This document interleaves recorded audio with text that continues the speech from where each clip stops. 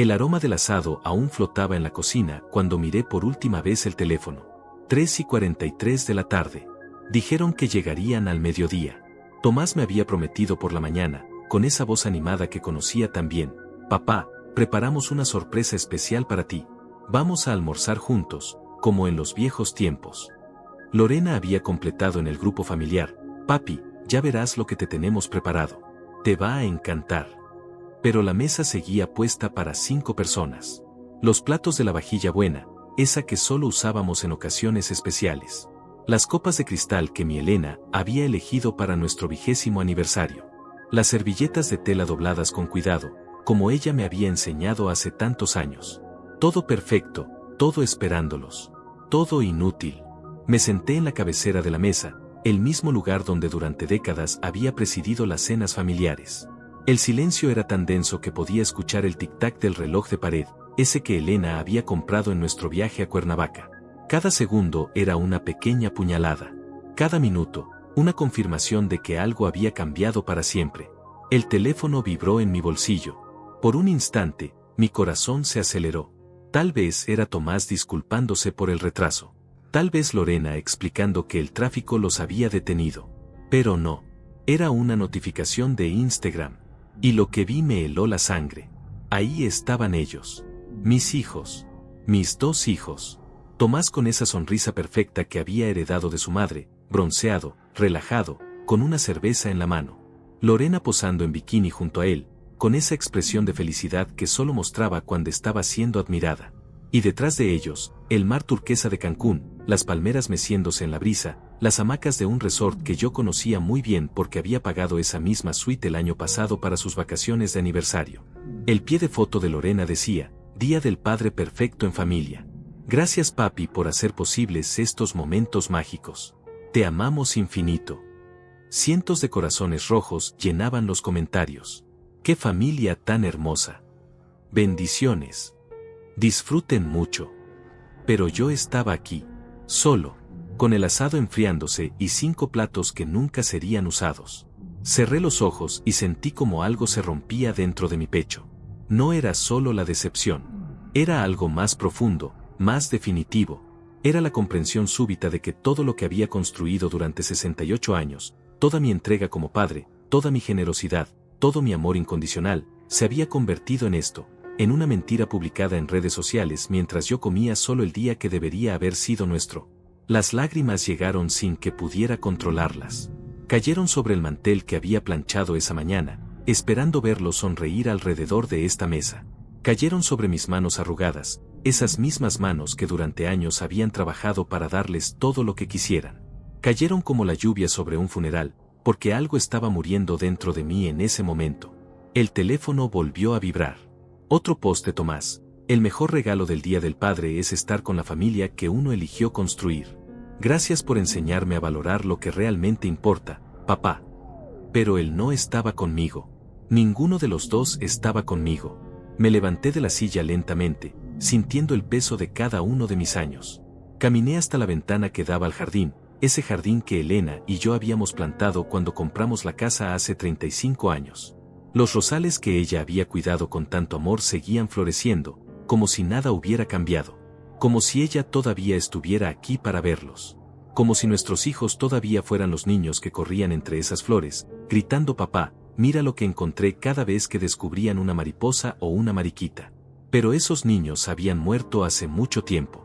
Los habían reemplazado estos extraños que usaban mi dinero para financiar vidas que no me incluían, que tomaban mis transferencias mensuales como algo natural, como el aire que respiran, sin gratitud, sin reconocimiento, sin amor. El asado se había enfriado completamente. La grasa había empezado a solidificarse en el plato de servir. Los frijoles refritos tenían esa película opaca que se forma cuando la comida espera demasiado tiempo. Todo el esfuerzo de la mañana, toda la ilusión, toda la esperanza, convertida en desperdicio. Tomé mi teléfono otra vez y marqué el número de Tomás. Sonó 1 vez, 2 veces, 3 veces. Buzón de voz. Hola, soy Tomás. Si es urgente, mándame un mensaje. Si no, ya te regreso la llamada cuando pueda. Ese tono casual, despreocupado, como si nada fuera realmente importante. Intenté con Lorena. El mismo resultado. Su buzón de voz tenía una cancioncita de fondo, algo pegajoso y superficial que había sido viral el mes pasado. Oli 2, no puedo contestar ahora, pero déjame tu mensaje y te hablo en cuanto pueda. Besitos. Besitos. Como si fuéramos amigos casuales en lugar de padre e hija. Me quedé ahí parado, sosteniendo el teléfono, sintiendo como la realidad me golpeaba con la fuerza de un puñetazo. No era solo que hubieran faltado a almorzar. Era que habían mentido. Habían planeado irse a Cancún desde hace semanas, tal vez meses, y me habían dado falsas esperanzas solo para mantenerme tranquilo. Para que siguiera siendo el papá generoso que nunca hace preguntas difíciles. El sol comenzaba a declinar por la ventana de la cocina. Pronto sería de noche, y yo seguiría aquí, solo, rodeado de los restos de un día del padre que nunca existió realmente. Pero algo había cambiado en esos minutos de contemplar las fotos de la playa. Algo se había endurecido dentro de mí, como el acero cuando se templa en el fuego. Por primera vez en años, tal vez en décadas, sentí algo que había olvidado, ira. Una ira fría, calculada, que crecía lentamente en mi pecho como una planta venenosa. Ya no era el viejo tonto que aceptaba cualquier excusa. Ya no era el padre ingenuo que creía cada promesa. Ya no era el hombre que permitía que le rompieran el corazón una y otra vez sin consecuencias. Mientras guardaba los platos limpios en la alacena, una idea comenzó a formarse en mi mente. Era apenas un susurro al principio, pero con cada plato que guardaba, con cada copa que secaba, se hacía más fuerte, más clara, más inevitable. Ellos habían elegido cómo querían que fuera esta relación. Ahora me tocaba a mí elegir cómo iba a terminar. Todo había comenzado hace 3 años, después del funeral de Elena. Yo estaba perdido, navegando en una niebla de dolor que parecía no tener fin. Los primeros meses fueron los más duros. Despertarme cada mañana en una cama demasiado grande, preparar café para una sola persona, cenar viendo las noticias sin nadie con quien comentar las barbaridades del mundo. La casa, que había sido nuestro refugio durante décadas, se había convertido en un mausoleo de recuerdos. Tomás fue el primero en aparecer con sus sugerencias. Llegó un sábado por la mañana, elegantemente vestido como siempre, con esa sonrisa que había perfeccionado en sus años de vendedor de seguros convertido en empresario exitoso.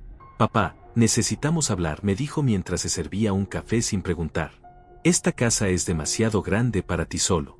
Y el mantenimiento debe estar matándote financieramente». No era cierto, claro.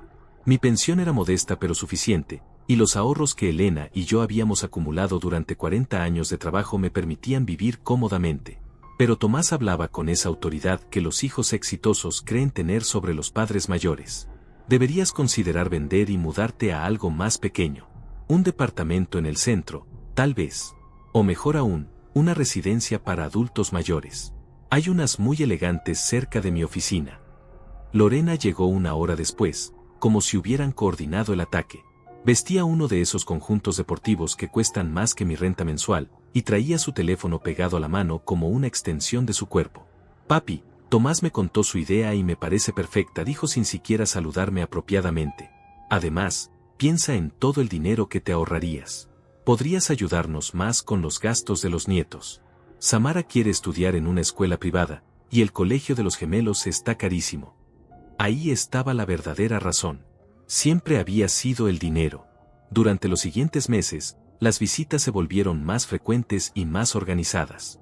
Llegaban con cajas y bolsas, ayudándome a deshacerme de cosas que ya no necesitaba. El primer objeto que se llevaron fueron los libros de Elena.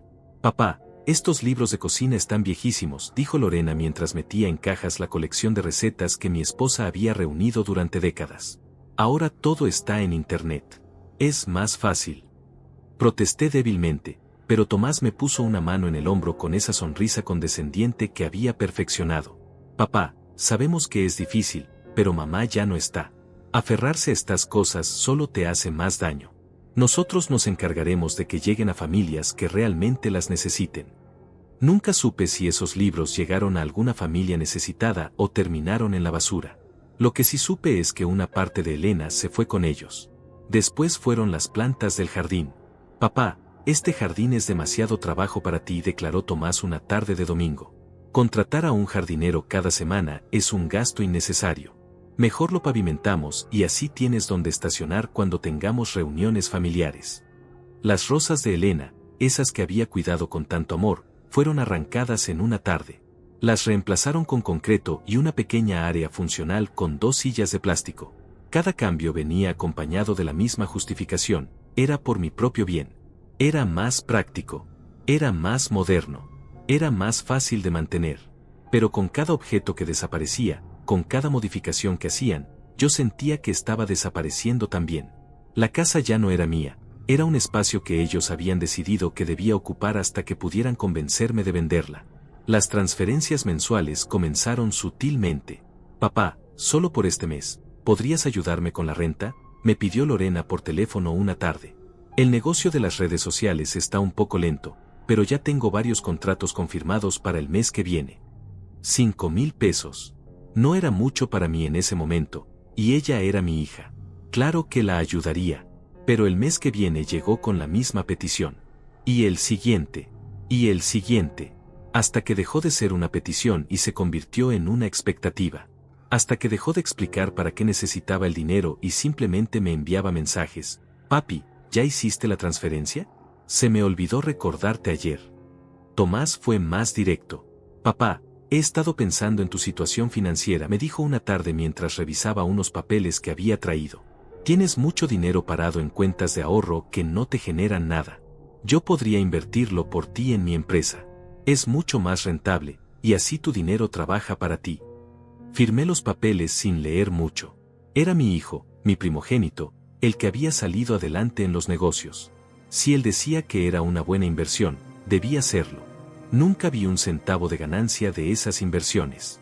Pero sí empecé a ver cómo Tomás cambiaba de auto cada 6 meses, como su esposa Ivana comenzó a usar ropa de diseñador, como sus hijos empezaron a ir a escuelas que costaban más que mi salario anual cuando trabajaba. Los domingos familiares se convirtieron en reuniones de negocios disfrazadas de convivencia. Llegaban con sus hijos, llenaban mi refrigerador de comida que yo pagaba, usaban mi wifi, veían mis canales de televisión de paga, y entre el postre y el café, aparecían las nuevas necesidades. Papá, Samara necesita una laptop para la escuela. Papá, los gemelos quieren tomar clases de natación en un club privado. Papá, necesitamos remodelar la cocina porque la estufa ya no funciona bien. Yo pagaba todo. Siempre pagaba todo. Porque eran mis hijos, mis nietos, mi familia. Porque Elena me había enseñado que la familia era lo más importante en el mundo. Porque después de 43 años de matrimonio feliz, no sabía cómo decir que no a las únicas personas que me quedaban en el mundo. Pero las visitas se fueron espaciando. Los domingos familiares se convirtieron en domingos familiares cada 15 días, luego una vez al mes, luego solo en ocasiones especiales. Siempre había una excusa: los niños tenían actividades, Tomás tenía compromisos de trabajo, Lorena tenía eventos de influencers, todos estaban muy ocupados con sus vidas importantes. Las únicas comunicaciones constantes eran los mensajes pidiendo dinero. Ya no eran peticiones, eran órdenes disfrazadas de cariño. Papi lindo, ¿puedes depositarme para el súper? Se me acabó la quincena. Papá, urge que me transfieras para la colegiatura de los niños. Ya es la fecha límite. Papi, necesito que me aumentes la transferencia mensual. Todo está más caro. Y yo transfería. Siempre transfería. Porque cada vez que dudaba, aparecía una foto de mis nietos en alguna actividad escolar, o un video de Samara tocando el piano que yo había pagado, o un mensaje de Lorena diciéndome que me amaba mucho y que era el mejor papá del mundo. Hasta que llegó este Día del Padre. Hasta que me quedé sentado en una mesa puesta para 5 personas, viendo fotos de mis hijos disfrutando en una playa paradisíaca que yo había financiado, mientras me mentían con promesas que nunca tuvieron intención de cumplir. La casa silenciosa me devolvía el eco de mis propios pasos. Los espacios vacíos donde antes estaban los objetos de Elena me recordaban cada día que no solo había perdido a mi esposa, sino que había permitido que mis propios hijos borraran sistemáticamente todo rastro de la vida que habíamos construido juntos. Me serví un vaso de agua y me senté en la sala, esa sala que Elena había decorado con tanto cuidado y que ahora tenía muebles más prácticos que Tomás había elegido. Tomé mi teléfono y revisé mis estados de cuenta bancarios. Las transferencias mensuales sumaban más de lo que yo gastaba en mí mismo. Los pagos de colegiaturas, seguros de auto, planes de teléfono, membresías de gym, cenas en restaurantes caros, viajes, ropa, gadgets, caprichos. Había estado financiando completamente las vidas de mis hijos adultos mientras ellos me visitaban cada vez menos, me escuchaban cada vez menos, me incluían cada vez menos en sus decisiones y sus vidas. El teléfono vibró con otro mensaje de Lorena desde Cancún. Papi, mañana que regresemos te contamos todo sobre el viaje. Fue increíble. Gracias por hacer posible que tengamos estos momentos en familia. En familia. Pero yo no era parte de esa familia que estaba disfrutando en la playa. Yo era solo la fuente de financiamiento que hacía posible su felicidad. Cerré los ojos y por primera vez en 3 años, desde la muerte de Elena, sentí algo parecido a la claridad. No era solo tristeza lo que sentía. Era humillación. Era la comprensión dolorosa de que me habían convertido en un cajero automático emocional, en alguien a quien acudir cuando necesitaban algo, pero a quien podían ignorar cuando ya no los necesitaban. Y mañana regresarían con sus historias del viaje que yo pagué, con sus promesas de visitarme más seguido, con sus abrazos calculados y sus te amo papá ensayados, esperando que todo siguiera igual. Esperando que yo siguiera siendo el mismo hombre generoso y comprensivo que había sido durante los últimos 3 años. Pero algo había cambiado en mí durante esas horas de soledad y reflexión. Algo que ellos no habían calculado cuando decidieron mentirme sobre el Día del Padre. Algo que no esperaban cuando eligieron la playa sobre la mesa que yo había preparado con tanto amor. Habían despertado a un hombre que creían dormido para siempre. La casa respiraba diferente cuando estaba completamente sola. Sin el ruido constante de los nietos corriendo por los pasillos, sin las conversaciones superficiales de las nueras, sin el sonido de los teléfonos constantemente notificando mensajes que nunca eran para mí. Era un silencio profundo, casi sagrado, que me permitía escuchar cosas que había olvidado durante estos 3 años de invasión constante. Me levanté temprano el lunes después del Día del Padre. 5:30 de la mañana, como había sido mi costumbre durante 40 años de trabajo. Pero ahora no tenía a dónde ir, nada urgente que hacer, nadie esperándome en ningún lugar. Preparé café para una persona, como había aprendido a hacer desde que Elena se fue, y me senté en la cocina a contemplar el jardín pavimentado que antes era el orgullo de mi esposa. Los vecinos comenzaban sus rutinas matutinas. Don Salvador salía a recoger el periódico, como había hecho durante los 15 años que llevaba viviendo en la casa de al lado. Me saludó con la mano desde su jardín, ese que todavía tenía flores y plantas, ese que se parecía a lo que el mío había sido antes de que Tomás decidiera que era demasiado trabajo para mí. ¿Cómo estuvo su Día del Padre, don Iván?, me gritó por encima de la cerca. Era una pregunta inocente, pero sentí como se me atoraba la respuesta en la garganta. ¿Cómo explicarle que había pasado el día más solitario de mi vida mientras mis hijos publicaban fotos familiares en una playa que yo había financiado? Muy tranquilo, don Salvador. Muy tranquilo, fue lo único que pude responder. ¡Qué bueno!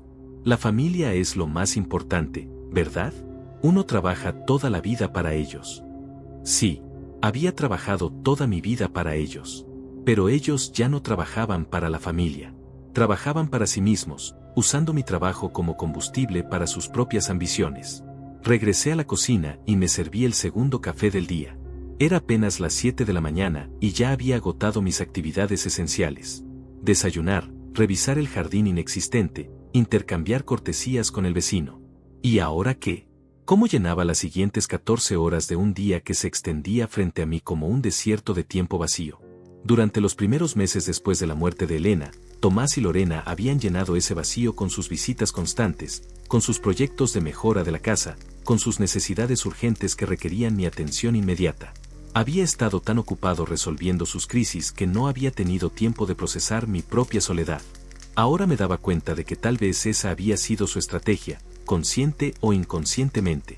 Mantenerme tan ocupado siendo útil para ellos que no tuviera tiempo de darme cuenta de lo inútil que me sentía para mí mismo. Caminé hasta el cuarto que había sido nuestro estudio. Elena y yo habíamos compartido ese espacio durante años, ella con sus revistas de jardinería y sus álbumes de fotos familiares, yo con mis libros de historia y mis documentos de trabajo. Ahora era prácticamente un almacén. Tomás había decidido que necesitaba un lugar para guardar las decoraciones navideñas de manera más organizada y había llenado el cuarto con cajas etiquetadas con esa letra perfecta que había aprendido en la escuela de negocios. Papá, así tendremos todo controlado, me había dicho mientras acomodaba las cajas con eficiencia militar. Y tú no tendrás que preocuparte por subir al ático cada temporada. Pero yo nunca me había preocupado por subir al ático. Me gustaba subir al ático. Me gustaba sacar las decoraciones navideñas y recordar cada adorno, cada historia detrás de cada figura del nacimiento. Ahora todo estaba organizado en un sistema que yo no entendía, etiquetado con nombres que Elena y yo nunca habíamos usado, guardado de una manera tan eficiente que había perdido toda su magia. Abrí una de las cajas al azar. Adorno sala principal, decía la etiqueta. Dentro encontré el ángel que habíamos comprado en nuestro primer diciembre de casados. Elena lo había elegido porque tenía los ojos verdes, como los suyos. Cuando pongamos el árbol, me había dicho, será como si yo estuviera cuidando la casa desde arriba. Lo sostuve en mis manos y sentí como los ojos se me llenaban de lágrimas. No eran lágrimas de nostalgia dulce, sino de rabia. Rabia porque ese ángel, que había coronado nuestro árbol durante 40 navidades, ahora estaba guardado en una caja etiquetada como si fuera inventario de una tienda. Rabia porque mis hijos habían convertido los recuerdos de su madre en un sistema de almacenamiento eficiente. El teléfono sonó desde la cocina. Corrí a contestar, esperando que fuera una disculpa tardía, una explicación, algo que le diera sentido a todo lo que había pasado el día anterior. Papá, buenos días, era la voz de Tomás, pero sonaba distante, distraída. Te habló rápido porque voy saliendo a una junta. Solo quería agradecerte por ser tan comprensivo ayer. Ya sabía que ibas a entender que a veces los planes cambian. ¿Comprensivo? ¿Entender? Había pasado 3 horas cocinando para ellos. Había puesto la mesa con la vajilla buena. Había esperado hasta las 4 de la tarde antes de darme cuenta de que no iban a llegar. Tomás, yo preparé, empecé a decir, pero me interrumpió. Sí, papá, ya sé que preparaste comida y todo eso. Pero mira, te voy a transferir un poco más este mes para que te compres algo rico, ¿sí? Considera que es nuestro regalo atrasado del Día del Padre. Su regalo atrasado del Día del Padre era transferirme mi propio dinero. No necesito que, intenté explicar, pero ya había colgado. Escuché el tono de la línea muerta y me quedé ahí parado, sosteniendo el teléfono como si fuera un objeto extraño que no sabía cómo usar. Regresé al estudio y seguí revisando cajas. Fotos familiares clasificadas, decía otra etiqueta. Adentro estaban todos los álbumes que Elena había organizado meticulosamente durante décadas. Cada foto pegada con cuidado, cada momento importante documentado con su letra perfecta. Primer día de escuela de Tomás, 1987. Cumpleaños número 5 de Lorena. Vacaciones familiares en Acapulco, 1995. Pero ahora todo estaba clasificado. Los álbumes habían sido separados por temas y guardados en fundas plásticas. La letra de Elena, esa caligrafía cuidadosa que había sido su manera de preservar nuestra historia familiar, estaba protegida detrás de plástico como si fuera un documento histórico en un museo. Es para que no se deterioren, me había explicado Lorena cuando hizo la clasificación. Así van a durar más tiempo y los nietos van a poder verlas cuando sean grandes. Pero los nietos nunca preguntaban por las fotos. Estaban demasiado ocupados con sus pantallas, con sus juegos, con sus videos de TikTok. Y las fotos, ahora organizadas con tanta eficiencia, habían perdido esa espontaneidad de hojearlas sin plan, de encontrarse con recuerdos inesperados, de pasar horas recordando historias que las acompañaban. Tomé uno de los álbumes y lo llevé a la sala. Lo puse sobre la mesa de centro, esa mesa que Elena había elegido porque era perfecta para poner los álbumes de fotos cuando venían visitas. Pero ya no venían visitas. Los únicos que venían eran Tomás y Lorena, y cuando venían, estaban demasiado ocupados con sus teléfonos para mirar fotos viejas. Abrí el álbum en una página al azar. Era la foto de un cumpleaños de Tomás, tal vez cuando tenía 8 años. Elena había hecho el pastel desde cero, con esas rosas de betún rosa que a él le gustaban tanto. Tomás estaba soplando las velas con esa sonrisa enorme que tenían los niños cuando creen que el mundo gira alrededor de sus deseos. Lorena, 3 años menor, estaba parada a su lado con un vestido amarillo que Elena había cosido especialmente para la ocasión. Éramos una familia entonces. Una familia real, no una transacción financiera disfrazada de cariño. El teléfono volvió a sonar. Esta vez era Lorena. Papi, hola, su voz sonaba forzadamente alegre, como cuando estaba grabando videos para sus redes sociales. ¿Cómo amaneciste? Espero que hayas descansado bien después de ayer. ¿Después de ayer? Como si ayer hubiera sido un evento agotador para mí, en lugar de un abandono completo. Estoy bien, Lorena, dije, aunque no era cierto. Qué bueno, papi. Oye, te hablo porque necesito un favorcito. ¿Te acuerdas que te platiqué del curso de marketing digital que quiero tomar? Pues resulta que hay una promoción, pero solo es esta semana. ¿Me podrías depositar ahorita para alcanzar el descuento? Un curso de marketing digital. Para seguir siendo influencer. para seguir tomando fotos en playas paradisíacas que yo pagaba mientras ella me mentía sobre pasar tiempo conmigo. ¿Cuánto necesitas?, pregunté, aunque ya sabía que la cantidad era irrelevante.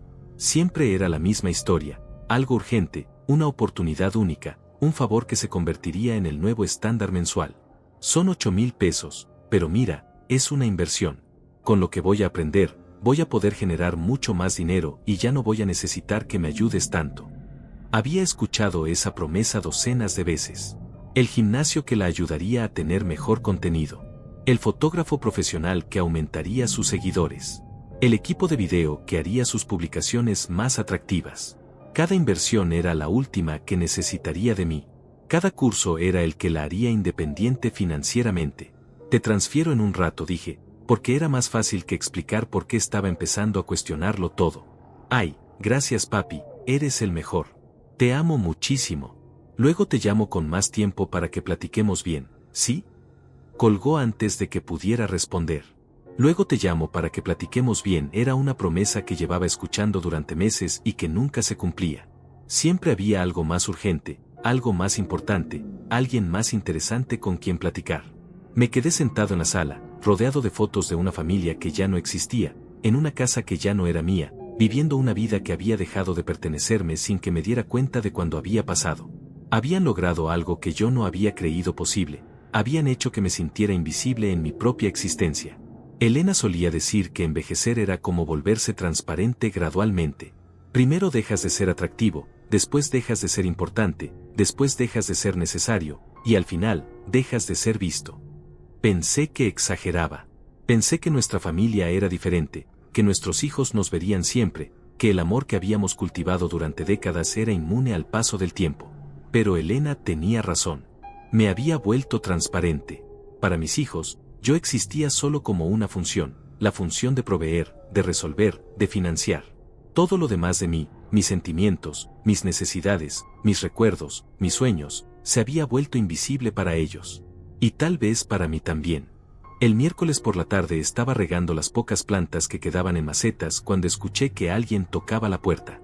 No esperaba a nadie. Tomás y Lorena nunca aparecían sin avisar, a menos que necesitaran algo urgente. Abrí y me encontré con Samara, mi nieta de 16 años, parada en el umbral con los ojos rojos y una expresión que no le había visto desde que era pequeña. «Abuelo, ¿puedo pasar?», me preguntó con una voz que temblaba ligeramente. «Necesito hablar contigo». Samara era la mayor de mis nietos, la hija de Tomás. Durante los últimos años había estado cada vez más distante, siempre pegada a su teléfono, siempre con prisa por estar en otro lugar. Pero ahora estaba aquí, sin su seguridad habitual, sin esa arrogancia adolescente que había desarrollado desde que empezó la preparatoria. «Claro, mi amor, pasa», le dije, y la guié hasta la sala. «¿Quieres algo de tomar?» «No, abuelo, gracias». Se sentó en el borde del sillón, como si estuviera lista para salir corriendo en cualquier momento. Yo necesito decirte algo sobre el domingo. Sobre el Día del Padre». Mi corazón se aceleró. Durante 3 días había estado esperando una explicación, una disculpa, algo que le diera sentido a lo que había pasado. Pero no había esperado que viniera de Samara. «¿Qué pasa, mi amor?». Samara bajó la mirada y comenzó a jugar con sus manos de esa manera nerviosa que tenía desde niña cuando había hecho algo malo. «Abuelo, yo sabía que no iban a venir el domingo». Las palabras me golpearon como un puñetazo. ¿Qué? Yo sabía. Desde hace una semana sabía que papá y tía Lorena habían planeado irse a Cancún.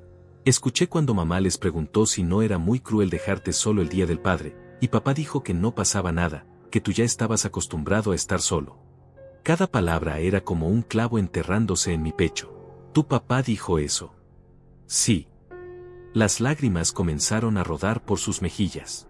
Y tía Lorena dijo que era mejor así, porque si te decían la verdad, ibas a hacer drama y arruinar su viaje. Dijeron que era más fácil mentirte y que después te compraban algo bonito para compensar. El aire se me escapó de los pulmones. No había sido un cambio de planes de último momento. No había sido una emergencia o una oportunidad que surgió de repente. Había sido una mentira calculada, planeada, ejecutada con la frialdad de una operación comercial. ¿Por qué me dices esto ahora, Samara? Porque me da mucho coraje, abuelo. Su voz se quebró completamente. Porque tú siempre has sido bueno con nosotros, siempre nos has dado todo lo que necesitamos, y ellos hablan de ti como si fueras una molestia. ¿Cómo hablan de mí? Samara se limpió las lágrimas con el dorso de la mano. Mamá dice que eres muy dependiente emocionalmente desde que murió la abuela. Papá dice que necesitas aprender a ser más independiente. Y tía Lorena dice que... Se detuvo, como si las palabras fueran demasiado crueles para pronunciarlas. Dime, Samara, necesito saber. Tía Lorena dice que eres como un niño grande que no entiende que ya no eres el centro de atención. Dice que te aferras a nosotros porque no tienes vida propia. Cada palabra era como ácido derramándose sobre una herida abierta. Durante 3 años había pensado que estaba ayudando a mi familia, que estaba siendo el patriarca generoso que Elena hubiera querido que fuera. Pero para ellos, yo era un niño grande, dependiente, aferrado, sin vida propia. ¿Y qué más dicen?, pregunté, aunque no estaba seguro de querer escuchar la respuesta. Hablan mucho sobre la casa. Samara me miró directamente a los ojos por primera vez desde que había llegado. Papá dice que cuando tú ya no estés, la casa va a ser suya porque él es el hijo mayor. Dice que va a venderla y repartir el dinero entre él y tía Lorena. Cuando yo ya no esté. Sí, pero también he escuchado que hablan sobre convencerte de que te mudes a una residencia. Dicen que sería mejor para ti, que tendrías compañía de gente de tu edad. Pero yo creo que en realidad quieren que te vayas para poder usar la casa para sus cosas. La habitación comenzó a girar a mi alrededor. No solo estaban usando mi dinero para financiar sus vidas, no solo me mentían sobre pasar tiempo conmigo, sino que estaban planeando activamente mi futuro sin consultarme. Estaban decidiendo cuándo sería conveniente sacarme de mi propia casa, cuándo sería el momento ideal para que desapareciera de sus vidas de una manera más permanente. Samara, ¿has escuchado algo más? Sí. Su voz era apenas un susurro. El sábado pasado, cuando creían que yo estaba dormida, escuché a papá hablando por teléfono con alguien. Creo que era con un abogado o algo así. Estaba preguntando sobre algo llamado declaratoria de incapacidad, y cómo se hace cuando una persona mayor ya no puede tomar decisiones por sí misma. Las palabras me helaron la sangre. Una declaratoria de incapacidad. Estaban explorando la posibilidad de declararme legalmente incapaz para tomar mis propias decisiones. De convertirme en un menor de edad legal, dependiente de sus decisiones, sin control sobre mi propio dinero, mi propia casa, mi propia vida. ¿Estás segura de lo que escuchaste? Sí, abuelo. Y papá también dijo algo sobre que sería más fácil si tú aceptaras voluntariamente ir a una residencia, porque así no tendrían que hacer trámites complicados. Me levanté del sillón y caminé hasta la ventana. Afuera, don Salvador estaba podando sus rosas, esas rosas que se parecían tanto a las que Elena había cuidado en nuestro jardín antes de que Tomás decidiera que eran demasiado trabajo para mí. Todo se veía normal, tranquilo, como si el mundo no se hubiera derrumbado en los últimos 10 minutos. ¿Por qué me cuentas esto, Samara? Son tus padres. Se acercó y me puso una mano en el brazo. Porque no está bien, abuelo. Porque la abuela me enseñó que la familia se cuida de verdad, no solo cuando le conviene. ¿Y por qué? Porque yo te quiero. Te quiero de verdad, no como ellos que solo te quieren cuando necesitan algo. Sus palabras me rompieron el corazón de una manera completamente diferente.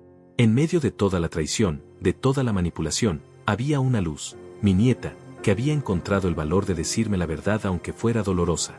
¿Qué más has escuchado sobre sus planes? Van a venir este fin de semana para hablar contigo sobre tu futuro. Papá dijo que era importante que lo hicieran antes de que terminen las vacaciones de verano, porque después van a estar muy ocupados con el regreso a clases de nosotros. Antes de que terminen las vacaciones de verano. Como si mi futuro fuera un trámite pendiente que necesitaban resolver antes de que comenzara su próxima temporada de ocupaciones. Samara, ¿alguien más sabe que vienes a contarme esto? No. Y por favor no les digas que fui yo quien te dijo. Mamá ya está enojada conmigo porque reprobé química, y si se entera de esto. No voy a decirles nada. Te lo prometo.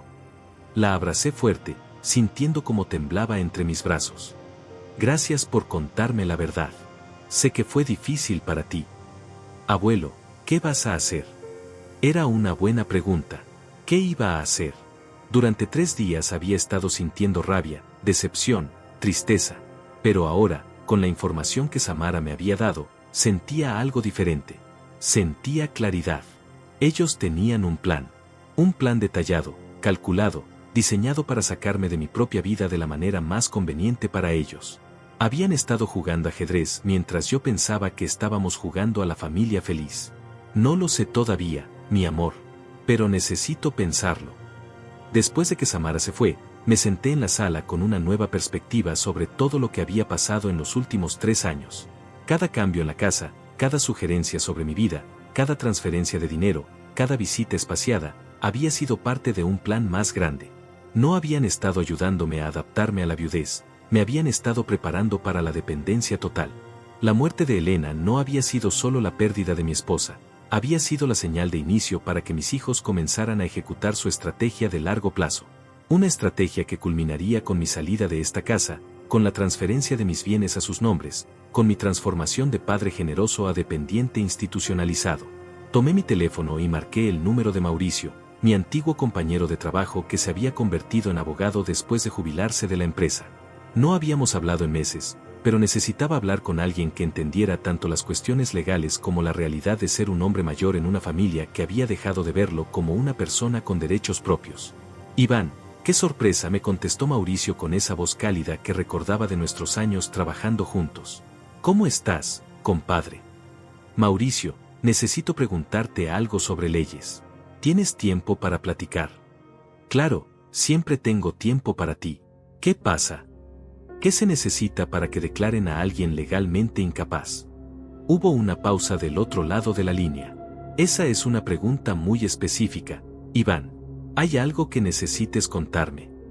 Y entonces, por primera vez en 3 años, le conté todo a alguien. Le conté sobre las transferencias constantes, sobre los cambios en la casa, sobre las mentiras del Día del Padre, sobre lo que Samara había escuchado. Le conté sobre el plan que mis propios hijos estaban ejecutando para sacarme de mi vida. Cuando terminé, Mauricio se quedó en silencio durante varios segundos. Iván, me dijo finalmente, creo que necesitamos vernos. Y creo que necesitamos vernos pronto. ¿Por qué? Porque lo que me estás describiendo es un patrón muy claro de abuso financiero y emocional hacia adultos mayores. Y porque si realmente están explorando una declaratoria de incapacidad, tenemos que actuar antes de que sea demasiado tarde. Colgué el teléfono sintiendo una mezcla de terror y alivio. Terror porque la situación era peor de lo que había imaginado. Alivio porque finalmente tenía un aliado, alguien que entendía lo que estaba pasando y que podía ayudarme a hacer algo al respecto. Caminé hasta el estudio y saqué todos mis documentos importantes, escrituras de la casa, estados de cuenta bancarios, pólizas de seguros, testamento. Durante años había confiado en Tomás para que me ayudara con los aspectos legales de mis finanzas. Ahora me daba cuenta de que esa confianza había sido un error que podría costarme todo. Era hora de dejar de ser la víctima de un plan que otros habían diseñado para mi vida. Era hora de hacer mi propio plan. Pero primero, necesitaba entender exactamente qué tanto control habían logrado ya sobre mis asuntos, y qué opciones me quedaban para recuperar mi autonomía antes de que fuera demasiado tarde. El fin de semana se acercaba, y con él, la conversación sobre mi futuro que ellos habían planeado tener conmigo. Pero esta vez, yo también tendría mi propio plan para esa conversación. Necesitaba actuar. Y rápido. El jueves por la mañana llegué temprano al bufete de Mauricio. Su oficina estaba en el centro, en uno de esos edificios antiguos que conservan el aire de dignidad que las construcciones modernas han perdido. Mauricio me recibió con un abrazo fuerte y una expresión seria que no había visto en él durante nuestros años de trabajo. Siéntate, Iván. Vamos a revisar todo con calma. Durante 2 horas analizamos cada documento que había traído. Estados de cuenta, contratos de inversión que había firmado para Tomás, autorizaciones bancarias, poderes que había otorgado sin leer completamente. Con cada papel que revisábamos, la expresión de Mauricio se volvía más grave. Iván, tienes un problema serio, me dijo finalmente. Tu hijo tiene acceso legal a prácticamente todas tus cuentas. Estos poderes que firmaste son muy amplios. Puede mover dinero, hacer inversiones, incluso vender propiedades bajo ciertas circunstancias. Pero son inversiones para mi beneficio, ¿no? En teoría, sí. En la práctica. Mauricio señaló una línea en uno de los contratos. Mira esto. Dice que en caso de incapacidad temporal o permanente del titular, el apoderado puede tomar todas las decisiones que considere necesarias para proteger el patrimonio. Mi sangre se heló. ¿Qué significa eso exactamente? Significa que si logran que un médico certifique que tienes algún tipo de deterioro cognitivo, aunque sea leve, Tomás puede tomar control total de tu dinero y tus propiedades. Y una vez que eso pase, es muy difícil revertirlo. ¿Pueden hacer eso sin mi consentimiento? Con estos documentos y un certificado médico favorable, sí. Y considerando que has estado financiando sus vidas durante años, tienen mucho que perder si decides cortar esa fuente de ingresos. Sentí como si el suelo se moviera bajo mis pies. No solo estaban planeando sacarme de mi casa, tenían las herramientas legales para hacerlo y quedarse con todo lo que había trabajado durante 70 años. ¿Qué puedo hacer? Mauricio se reclinó en su silla, pensando. Primero, necesitamos revocar estos poderes inmediatamente. Segundo, necesitamos proteger tus activos. Y tercero, hizo una pausa, necesitamos ser muy cuidadosos. Si sospechan que estás tomando medidas, pueden acelerar sus planes. ¿Cómo protejo mis activos? Vamos a abrir nuevas cuentas bancarias en instituciones diferentes. Transferiremos tu dinero gradualmente para que no sea evidente. También vamos a cambiar los beneficiarios de tus seguros de vida y revisar tu testamento. ¿Y la casa? La casa es más complicada, pero podemos establecer un fideicomiso que te permita seguir viviendo ahí mientras evita que puedan forzarte a venderla. Durante los siguientes 3 días, Mauricio y yo trabajamos en secreto. Por las mañanas yo actuaba normal, respondía a los mensajes de Tomás y Lorena, transfería el dinero que me pedían. Pero por las tardes, ejecutábamos nuestro plan silencioso. Abrimos 3 cuentas nuevas en bancos diferentes. Transferimos el 60% de mis ahorros a estas cuentas, dejando solo lo suficiente en las originales para no despertar sospechas inmediatas. Revocamos todos los poderes que había otorgado, aunque esto solo sería efectivo una vez que lo notificáramos oficialmente. Lo más importante, me explicó Mauricio mientras firmábamos los últimos documentos, es que todo esto debe permanecer en secreto hasta que estés listo para el enfrentamiento. Una vez que sepan lo que has hecho, van a intentar todo para detenerlo. El viernes por la noche, Tomás me llamó para confirmar la reunión familiar del sábado. Papá, vamos a llegar como a las 4 de la tarde. Queremos hablar contigo sobre algunas ideas que tenemos para mejorar tu calidad de vida. Claro, hijo. Los espero. Y papá, le pedí a Ivana que trajera algunos folletos de residencias que ha estado investigando. Solo para que los veas, sin comprometerte a nada. Folletos de residencias. Ya tenían hasta el material promocional preparado. Esa noche llamé a Samara. Mi amor, ¿puedes venir mañana en la tarde? Necesito que estés presente cuando vengan tus papás. ¿Va a estar bien, abuelo? No quiero que haya problemas. Va a estar bien. Pero necesito que alguien de la familia sea testigo de lo que va a pasar. El sábado preparé café y galletas, como siempre hacía cuando venían de visita. Pero esta vez era diferente. Esta vez tenía mi propio plan, mis propias cartas que jugar, mi propia estrategia para proteger lo que había trabajado toda mi vida. Mauricio llegaría a las 5, una hora después de que comenzara la reunión familiar. Para entonces, yo ya habría escuchado su propuesta completa. Ya sabría exactamente qué tanto estaban dispuestos a llegar en su plan para controlar mi vida. Y entonces, por primera vez en 3 años, les diría lo que realmente pensaba sobre sus ideas para mejorar mi calidad de vida. Miré por la ventana hacia el jardín pavimentado donde antes crecían las rosas de Elena. En unas horas, todo cambiaría. En unas horas, dejaría de ser el padre ingenuo que aceptaba cualquier decisión que tomaran sobre su vida. En unas horas, iban a descubrir que el viejo al que creían haber domesticado todavía tenía garras. Las 4 de la tarde llegaron con la puntualidad de una ejecución. Tomás e Ivana aparecieron en la puerta con esas sonrisas ensayadas que habían perfeccionado para las ocasiones importantes. Lorena llegó 5 minutos después, cargando una carpeta de cuero que parecía contener documentos oficiales. Papá, qué gusto verte, me dijo Tomás mientras me daba un abrazo calculado. Te ves muy bien. ¿Has estado haciendo ejercicio? Era la misma conversación superficial de siempre, pero ahora yo podía ver a través de ella. Cada pregunta sobre mi salud era una evaluación. Cada comentario sobre mi apariencia era una búsqueda de señales de deterioro que pudieran usar en su favor. Samara llegó poco después, saludó a sus padres con la cortesía mínima necesaria y se sentó a mi lado en el sofá.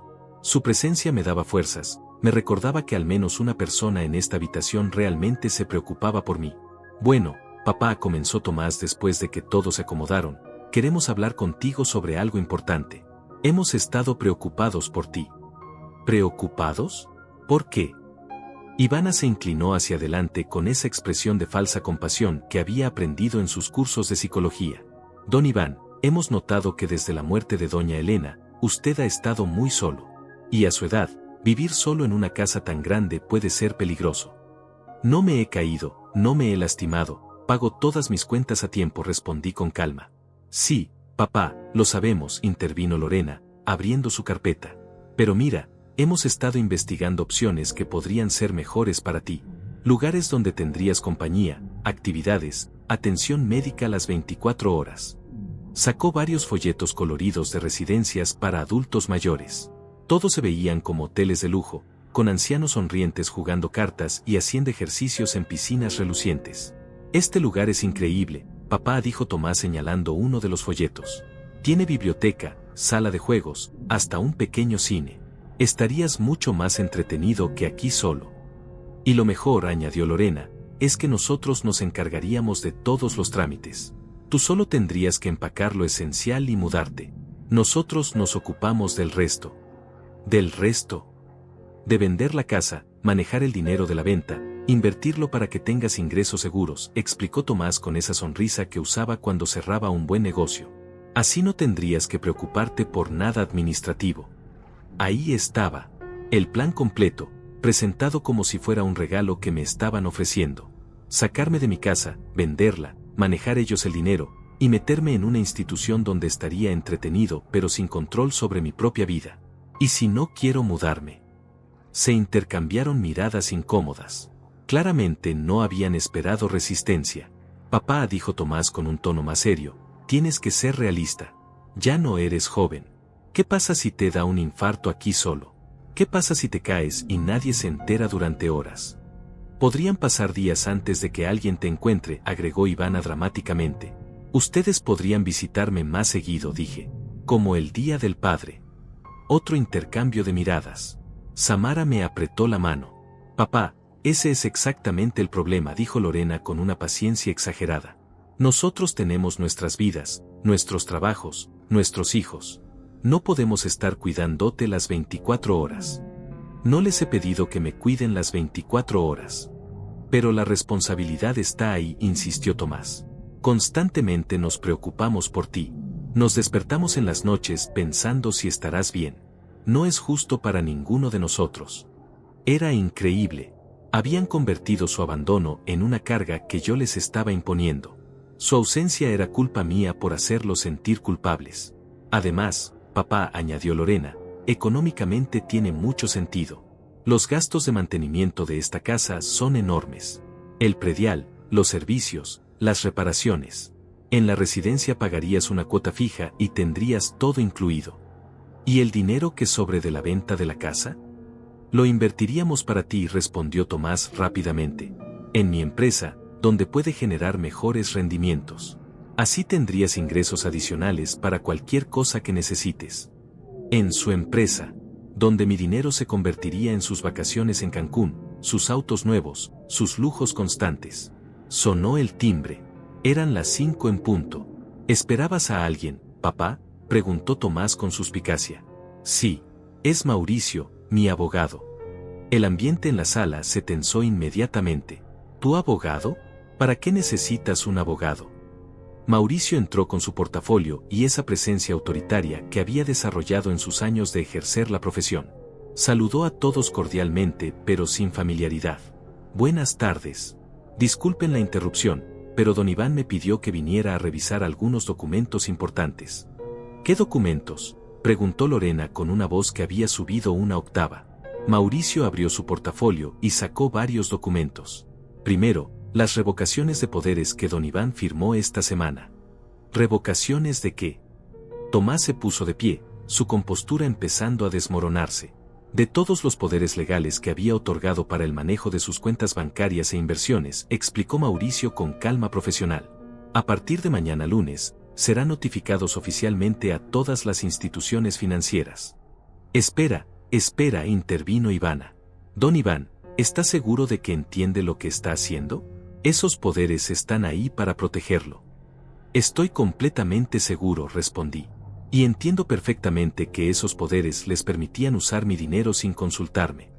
Eso no es cierto, exclamó Tomás. Todo lo que hemos hecho ha sido para tu beneficio. ¿Cómo mentirme sobre el Día del Padre para irse a Cancún con el dinero que yo les di? Silencio total. Samara sonrió ligeramente. También, continuó Mauricio, hemos establecido nuevas cuentas bancarias y transferido la mayoría de los activos de Don Iván a instituciones donde ustedes no tienen acceso. No puedes hacer eso, gritó Lorena.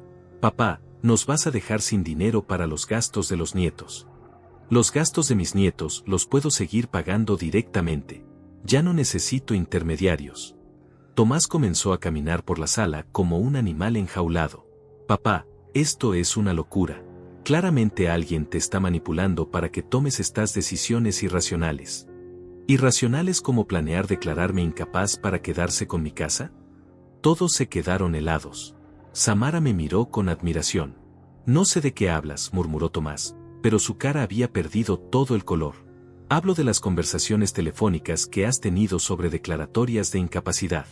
Hablo de los planes para convencerme de mudarme a una residencia para poder vender mi casa. Hablo de 3 años de manipulación financiera y emocional. Mauricio aprovechó el momento para sacar otro documento. Y finalmente, este es el Nuevo Testamento de Don Iván, donde revoca todas las disposiciones anteriores. ¿Qué dice el Nuevo Testamento?, preguntó Ivana con voz temblorosa. Que la casa quedará en fideicomiso para garantizar que Don Iván pueda vivir en ella hasta su muerte natural.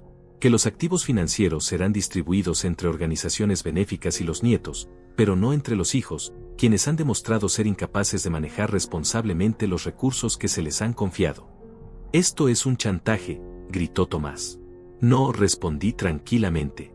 Esto es justicia. La habitación explotó en gritos, acusaciones, amenazas. Lorena lloraba, Tomás gesticulaba violentamente, Ivana trataba de mediar con argumentos cada vez más desesperados. Pero yo me quedé sentado, tranquilo, con Samara a mi lado y Mauricio protegiéndome legalmente, viendo cómo se desmoronaba el plan que habían construido durante 3 años para robarme mi dignidad y mi autonomía. Por primera vez desde la muerte de Elena, me sentía en control de mi propia vida. Papá, no puedes hacer esto. Tomás caminaba por la sala como un león enjaulado, su máscara de hijo preocupado completamente destruida. Estás destruyendo a tu propia familia.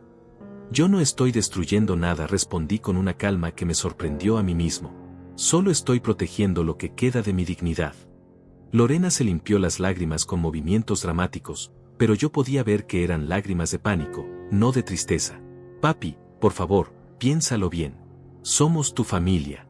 Todo lo que hemos hecho ha sido porque te amamos. Me aman. Me levanté del sofá por primera vez desde que había comenzado la confrontación. ¿Así le llaman a mentirme sobre el Día del Padre? ¿Así le llaman a planear declararme incapaz? ¿Así le llaman a querer meterme en una residencia para vender mi casa? Nadie quiere declararte incapaz, gritó Tomás, pero su voz sonaba desesperada. Samara, dije volteando hacia mi nieta, cuéntales a tus padres lo que escuchaste el sábado pasado. Samara se puso de pie con valentía. Escuché a papá hablando por teléfono sobre declaratorias de incapacidad. Escuché cuando dijeron que era mejor mentirle al abuelo sobre el Día del Padre que arruinar su viaje. Los escuché hablar sobre cómo repartirse el dinero de la venta de la casa. Samara, no sabes de qué hablas, le gritó Ivana. Eres una adolescente, malinterpretaste las conversaciones. No malinterpreté nada, mamá. Y me da asco que hayan tratado así al abuelo. Tomás se dirigió hacia Mauricio con agresividad. ¿Usted qué gana con esto? ¿Cuánto le está cobrando a mi papá por llenarlo de ideas locas? Cuidado con sus acusaciones, joven, respondió Mauricio sin inmutarse. Todo lo que hemos hecho está perfectamente documentado y es completamente legal. Su padre tiene derecho a disponer de sus bienes como considere conveniente. Él no está pensando claramente, gritó Lorena. Está actuando por despecho. Por un malentendido sobre el Día del Padre. ¿Un malentendido? La rabia que había estado conteniendo durante días finalmente encontró su voz. ¿Un malentendido es planear unas vacaciones con mi dinero y mentirme sobre pasar el día conmigo? ¿Un malentendido es hablar a mis espaldas sobre declararme incapaz? Un malentendismo es tratarme como un cajero automático durante 3 años. Te hemos visitado, te hemos cuidado, protestó Tomás. Me han visitado cuando necesitaban dinero. Me han cuidado, tomando decisiones sobre mi vida sin consultarme. Han convertido mi casa en un almacén, han eliminado todo rastro de su madre, han hecho que me sienta invisible en mi propia existencia. Ivana intentó un último recurso emocional. Don Iván, piense en sus nietos. Samara va a entrar a la universidad. Los gemelos necesitan sus actividades extracurriculares. Les va a quitar todo eso solo por orgullo. Sus nietos van a seguir siendo mis nietos, respondí. Pero sus gastos van a pasar por mí directamente. Ya no habrá intermediarios que usen su educación como excusa para financiar sus lujos personales. ¿Lujos? Lorena se puso histérica. Papá, nosotros no tenemos lujos. Todo lo que tenemos es gracias a nuestro trabajo. Saqué mi teléfono y busqué sus últimas publicaciones en Instagram. ¿Su trabajo? ¿Su trabajo pagó esta suite en Cancún donde estuvieron el Día del Padre? ¿Su trabajo pagó este auto nuevo que tienes, Tomás? ¿Su trabajo pagó esa ropa de diseñador, Lorena? Les mostré las fotos que ellos mismos habían publicado, todo el lujo que habían estado presumiendo en redes sociales mientras me decían que apenas podían pagar sus gastos básicos. Papá, las redes sociales no muestran la realidad completa, murmuró Tomás, pero ya no tenía argumentos sólidos. Muestran suficiente, dije. Muestran que han estado viviendo una vida que no pueden costear con su propio dinero. Muestran que me han estado usando para mantener una fachada de éxito que no es real. Mauricio aprovechó el momento para entregar otro documento. Este es el detalle de las transferencias que don Iván les ha hecho en los últimos 3 años. Suma más de 2 millones de pesos. Eso no puede ser cierto, exclamó Lorena. 500,000 pesos solo en emergencias, de Lorena, leyó Mauricio. 800,000 en inversiones, de Tomás, que nunca generaron rendimientos. 300,000 en gastos educativos de los nietos. 400,000 en gastos médicos y reparaciones urgentes, que curiosamente coincidían con sus vacaciones y compras de lujo. El silencio que siguió fue absoluto. Incluso Samara se veía impactada por las cifras. Todo ese dinero, continué, salió de los ahorros que su madre y yo juntamos durante 40 años de trabajo. Dinero que debería haber sido para mi vejez, para emergencias reales, para dejarles una herencia cuando yo muriera naturalmente. No para financiar sus caprichos mientras planean cómo deshacerse de mí. Tomás se derrumbó en una silla, finalmente comprendiendo que habían perdido. Papá, si nos cortas el dinero, vamos a perder todo. La casa, los autos, las escuelas de los niños. Entonces van a tener que aprender a vivir con lo que realmente ganan, como hacen las familias normales. No somos una familia normal, gritó Lorena. Somos tus hijos. Se supone que nos debes todo. Les debo amor, educación, valores, oportunidades. Todo eso ya se los di. No les debo mantenerlos como adultos mientras planean traicionarme. Ivana hizo un último intento desesperado.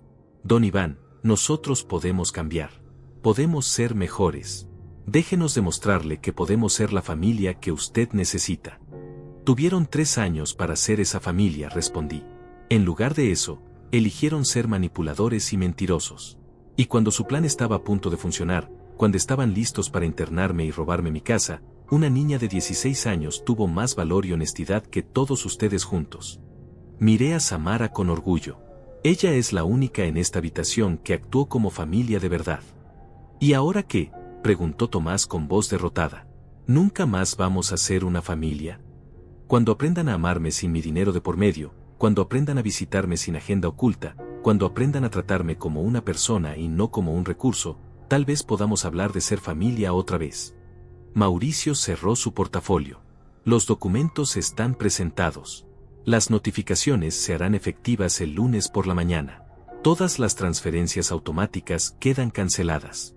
Todos los accesos a cuentas quedan revocados. Tomás y Lorena se levantaron lentamente, como zombies. Su mundo, construido sobre la base de mi generosidad infinita, acababa de colapsar. Esto no va a quedar así, murmuró Tomás mientras caminaba hacia la puerta. Tienes razón, respondí.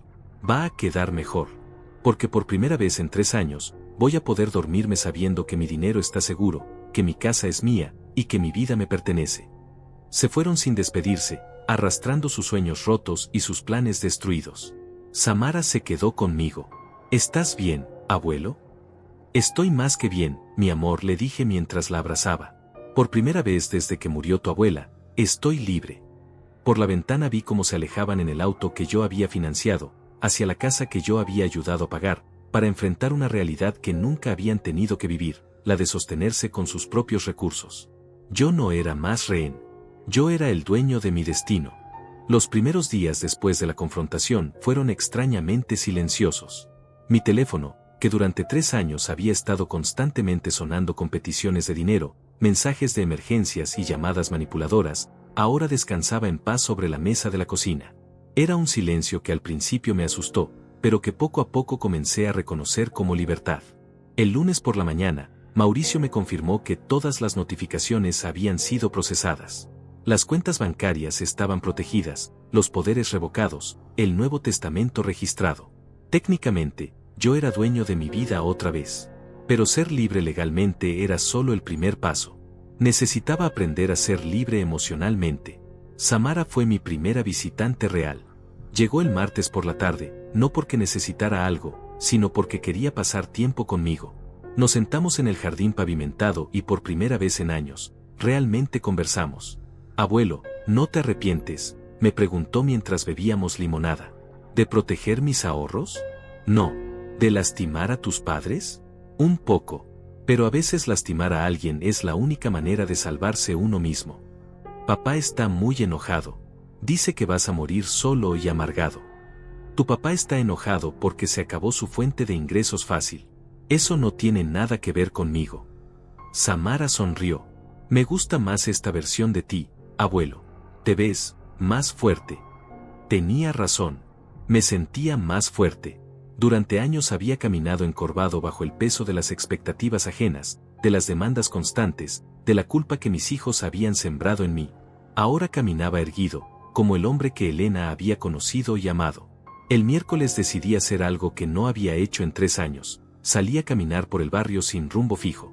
No para ir al banco a hacer transferencias, no para comprar cosas que mis hijos necesitaban, sino solo para caminar. Redescubrí las calles de mi colonia, los negocios que habían cambiado, las casas nuevas que se habían construido. En la plaza central me encontré con don Salvador, mi vecino. Don Iván, qué gusto verlo por aquí. ¿Cómo va todo? Muy bien, don Salvador. Mejor que en mucho tiempo. Me da mucho gusto escucharlo. Se ve usted diferente. Más, ¿cómo le diría? Más presente. Más presente. Era exactamente lo que sentía. Durante años había estado viviendo en función de otros, respondiendo a crisis ajenas, resolviendo problemas que no eran míos. Ahora estaba presente en mi propia vida. Don Salvador, ¿usted qué hace en sus días libres? ¿Yo? Pues mire, los martes y jueves voy a un grupo de dominó en el centro comunitario. Los viernes hay una clase de baile para adultos mayores. Y los sábados ayudo en la biblioteca con un programa de lectura para niños. ¿Programa de lectura? Sí, les leemos cuentos a los niños del barrio. Es muy bonito. Los pequeños se emocionan mucho, y uno se siente útil. ¿Por qué no se anima a acompañarme este sábado?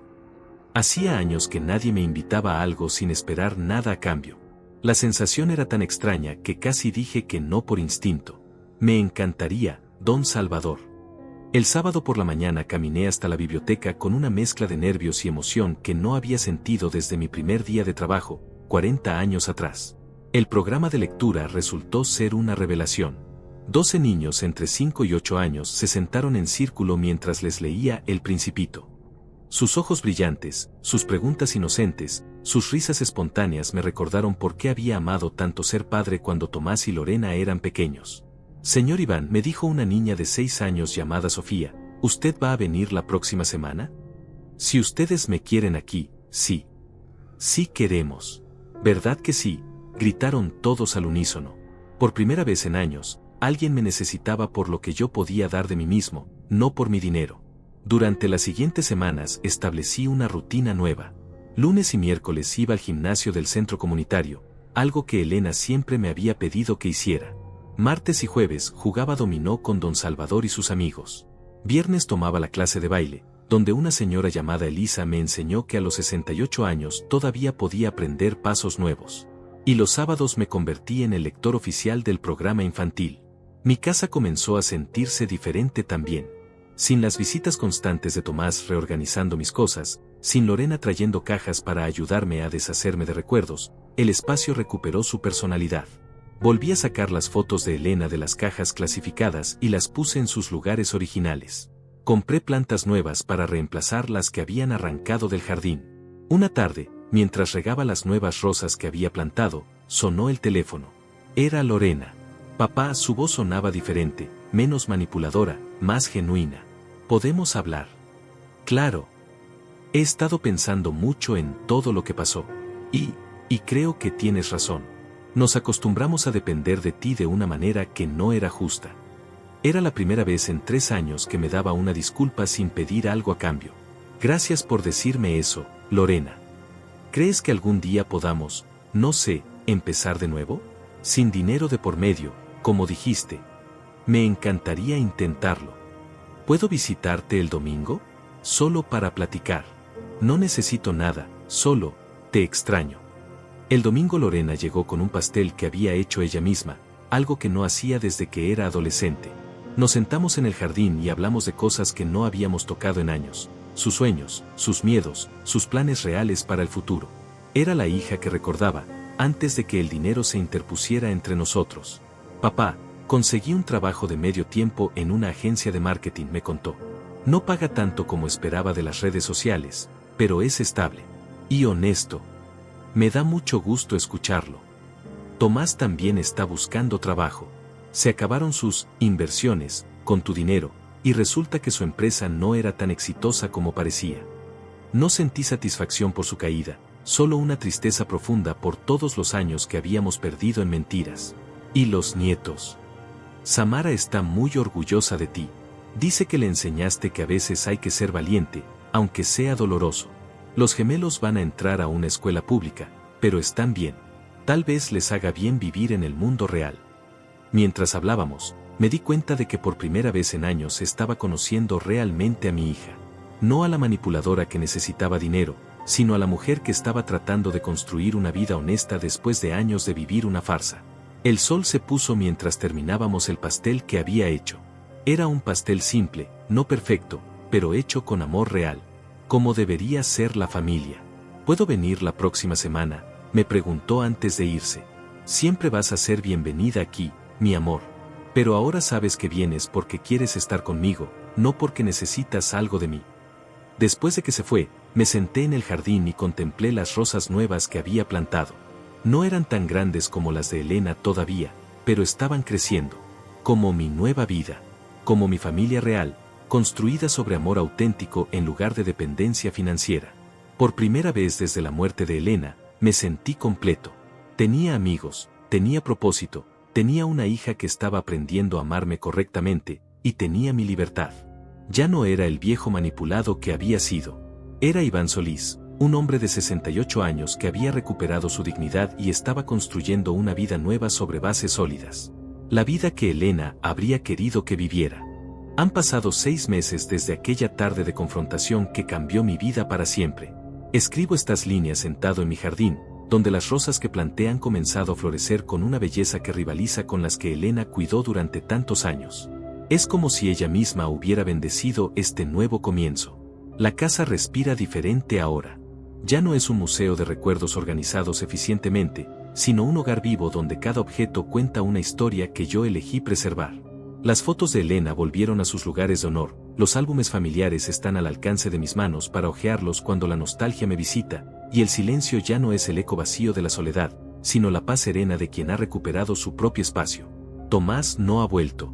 Mauricio me contó que intentó impugnar legalmente las revocaciones de poder, pero sin éxito. Su empresa, construida sobre inversiones que en realidad eran mi dinero, se declaró en quiebra 3 meses después de que cortara el financiamiento. Escuché por Samara que tuvo que vender el auto y mudarse a una casa más pequeña. Una parte de mí siente pena por él, pero es la misma parte que durante años me hizo vulnerable a su manipulación. He aprendido que la compasión mal entendida puede convertirse en complicidad con el abuso. Lorena, en cambio, ha sido una revelación. Sus visitas dominicales se han convertido en la parte más esperada de mi semana. Ya no llega con carpetas llenas de emergencias financieras, sino con historias de su trabajo, con preguntas sobre mi vida, con una curiosidad genuina por conocer al hombre que soy más allá del proveedor que fui. La semana pasada me trajo fotos de cuando era niña, esas que yo creía perdidas para siempre, y pasamos la tarde recordando anécdotas que habían quedado enterradas bajo años de transacciones comerciales disfrazadas de amor filial. Samara se graduó de preparatoria el mes pasado. Le ofrecí pagarle la universidad directamente, sin intermediarios, y me sorprendió su respuesta. Abuelo, gracias, pero quiero intentarlo con una beca primero. Quiero saber que puedo lograr cosas por mí misma. Elena habría estado orgullosa de esa nieta que prefiere la dignidad del esfuerzo propio a la comodidad del dinero fácil. Mi rutina semanal se ha expandido de maneras que nunca imaginé. Los niños de la biblioteca ahora me llaman abuelo Iván y esperan con ansias mis cuentos de aventuras. Inventé un personaje llamado Don Valentín, un señor mayor que vive aventuras extraordinarias, y cada sábado les relato un nuevo capítulo de sus travesías. Ver sus caritas iluminadas me recuerda la alegría pura de ser útil sin esperar nada a cambio. En el grupo de dominó descubrí que tengo una habilidad natural para el juego que había permanecido dormida durante décadas. Don Salvador bromea diciéndome que soy demasiado competitivo para alguien que se suponía retirado de la vida activa. La verdad es que nunca me había retirado de la vida, solo me habían retirado de mi propia vida.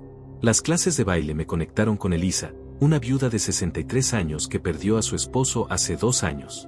No es un romance, al menos no todavía, pero es una amistad que crece con la naturalidad de las plantas bien cuidadas. Elena siempre me dijo que si algo le pasaba, no quería que me quedara solo para siempre. Encuentra a alguien que te haga reír, me había pedido. Elisa me hace reír, y más importante aún, me ve como el hombre completo que soy, no como un proyecto de caridad o una fuente de recursos. Ayer me llegó una carta de Tomás. Solo una página, sin membrete elegante, escrita a mano en una letra que reconocí de sus días de escuela primaria. Decía simplemente: papá, sé que no tengo derecho a pedirte perdón después de todo lo que hice. Pero estoy aprendiendo a vivir sin tu dinero y me estoy dando cuenta de cuánto te lastimé. No te pido que me recibas de vuelta. Solo quería que supieras que ahora entiendo por qué hiciste lo que hiciste. Espero que seas feliz. No le he respondido todavía. Tal vez lo haga, tal vez no. He aprendido que el perdón es un proceso, no una decisión instantánea, y que puedo tomarlo con la calma que merezco. Esta mañana, mientras desayunaba y leía el periódico sin prisa, me di cuenta de algo fundamental. Por primera vez en 3 años, no tengo miedo. No tengo miedo de revisar mis estados de cuenta y encontrar transferencias inexplicables. No tengo miedo de que toquen la puerta porque sé que quien venga será alguien que genuinamente quiere verme. No tengo miedo de envejecer porque he recuperado el control sobre cómo quiero vivir mis años dorados. A los jóvenes que puedan leer esta historia, les digo, respeten a sus padres, pero respétenlos como personas completas, no como cajeros automáticos emocionales. El amor verdadero no viene con facturas adjuntas. A los padres que se reconozcan en mi historia, les digo, nunca es demasiado tarde para recuperar su dignidad. La generosidad sin límites no es amor, es codependencia. Sus hijos adultos no los necesitan como proveedores, los necesitan como padres, mentores y ejemplos de vida digna. A los adultos mayores que sienten que han perdido su lugar en el mundo, les digo, su valor no termina cuando se jubilan o cuando sus hijos crecen. Tienen décadas de experiencia, sabiduría y amor para ofrecer al mundo.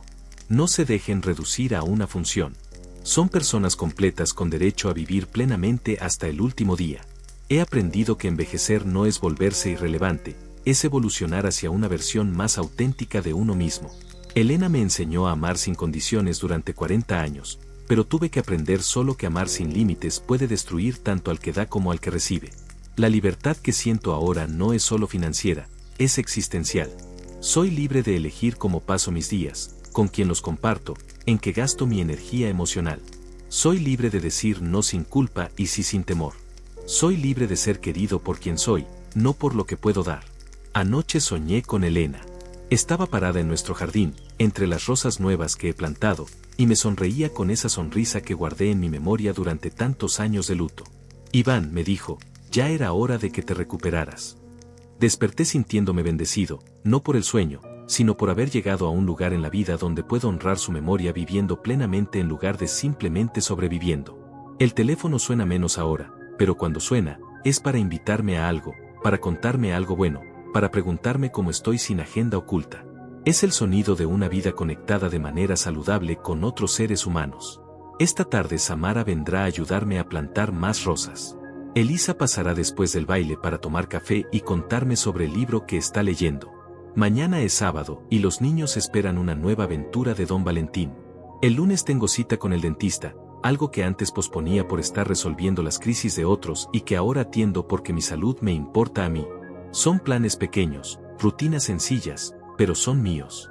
Son la vida que he elegido construir sobre los escombros de la que otros habían diseñado para mí. Cuando el sol se pone sobre mi jardín, cuando el aroma de las rosas llena el aire tibio de la tarde, cuando siento la satisfacción profunda de un día vivido según mis propios términos, pienso en todos los adultos mayores que están donde yo estuve hace 6 meses, atrapados en dinámicas familiares tóxicas, reducidos a funciones utilitarias, perdidos en vidas que ya no les pertenecen.